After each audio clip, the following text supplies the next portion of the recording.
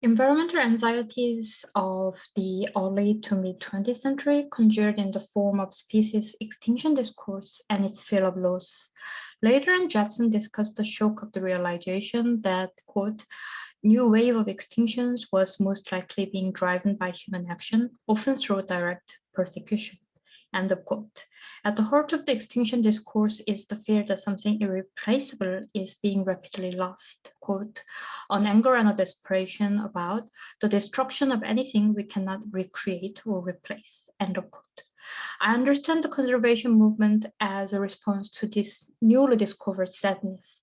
The works of conservation thinkers, even while they pay homage to the more than human beauty of the environmentally diverse Earth, are saturated to a surprising degree with the sense that we are living the time of regretful losses of such diversity. Their words, even while urging for action to protect what remains, are haunted with the sense that the damage is already done and the best we can do is an attempt at a partial repair. Arthur Leopold's The Wilderness Essay is a good example. The first section of this essay is titled The Remnants and begins with an introduction of our age as a time defined by environmental losses. Quote, no living man will see again the long grass prairie where a sea of prairie flowers leapt at the stirrups of the pioneer. End of quote. The appreciation of one's environmentally full and fair earth is inextricably intermingled with the sense of such earth as irrecoverably lost. In the section, Defenders of Wilderness, Leopold stresses that wilderness is a resource which can shrink but not grow, and that any wilderness program is a rearguard action through which retreats are reduced to a minimum. The sentiment is echoed in Tolkien's Gandalf's lauded advice to Aragorn to preserve what may be preserved in the time of the dominion of man, when the elder kindred shall fade or depart. I will discuss this quote in detail later. Thus, Lord of the Rings brings into fore the extinction sadness underlying the post-Second World War enthusiasm for conservationist works and Operation Save the Species by dramatizing the passing of species from Middle-earth. Half of Lord of the Rings series' third book, The Return of the King, is devoted to what might be called an epilogue to the Great War. In a narrative choice that is difficult to understand if we only perceive the series as an account of the war against the political evil of Sauron, the third book spends much of its narrative space slow-pacedly following the bittersweet process of the disbanding of the Multi-Species Fellowship. This paper proposes to read the extended epilogue of Lord of the Rings as the work's tribute to the memory of the species that we will not meet again on Earth, and as an attempt to effectively grapple with the environmental loss of planet-wide scale. I believe the most unexplained yet under-discussed irony of Lord of the Rings is that the triumph in the war against the Sauron does not translate into the bright prospect of a multi-species living together in Middle-earth.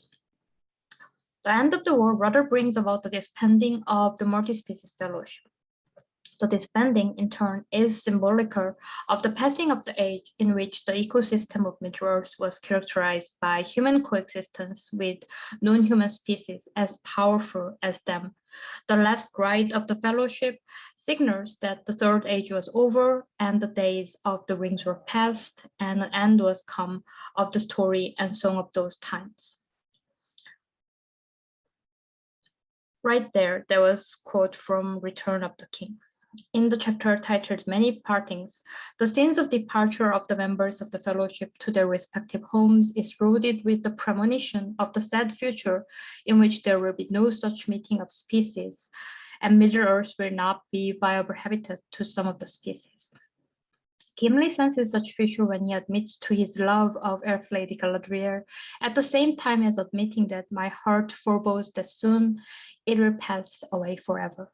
Bidding farewell to elves, and King Treebeard professes in the same tone and language, quote, the world is changing, I feel it in the water, I feel it in the earth, and I smell it in the air. I do not think we shall meet again. End of quote.